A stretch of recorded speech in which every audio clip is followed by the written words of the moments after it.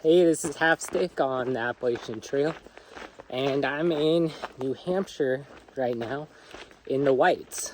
So there's a couple things I was worried about that I wanted to let you know, so you won't be as worried as I was when I came in here. So first of all, I was worried about where I was going to stay. In the Whites, they have a hut system, and they have some shelters as well, but the hut system is super expensive. I think it's $175 a night, and it's basically a bunk and they feed you. So you're most likely not going to be able to do that if you're on a thru hiker budget. Additionally, you can't camp within a quarter mile of the shelters. So there's going to be signs on trees, say like wildlife protection zone or something like that. And that's going to be a quarter mile before the hut, quarter mile after the hut. So no camping there. Additionally, there's going to be shelters.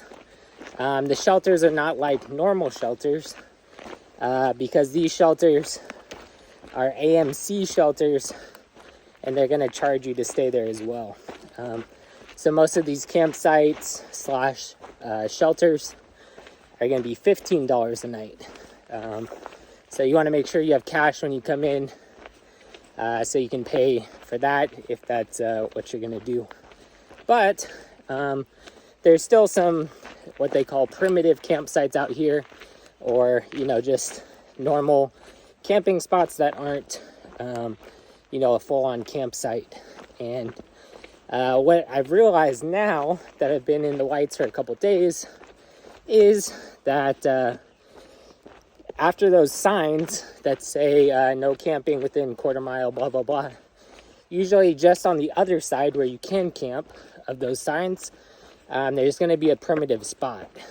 So you can stop at the hut and see if they have what is called a work for stay. I tried that on day one. They only take 2 hikers. Basically, you do dishes, they give you food, and then you sleep on the floor. So you're not going to pay that $175 to sleep in a bunk. You're going to have to do dishes to work for your stay, and then you might get some leftover food. But again, they only take 2 hikers. So I stopped at the hut, and they sent me on my way, basically. I got there at 6. They start accepting hikers for the day at 4 o'clock. So when I got there at 6, I kind of knew I probably wasn't going to have a spot. Especially right now, there's NOBOs or northbound hikers, which is what I'm doing, and SOBOs or southbound hikers. So there's hikers coming both ways, both trying to stay at these huts. And so I kind of knew I wasn't going to get a spot. But I asked them, hey, where can I camp between here and the next shelter? The next shelter on my map was 0.7 off trail. So we don't like going to those because you're wasting miles essentially. But I asked them where I could stay, and they said, you go over this mountain, right on the other side, there'll be a primitive spot right there. So you can use the huts for some insider knowledge on where you can camp as well.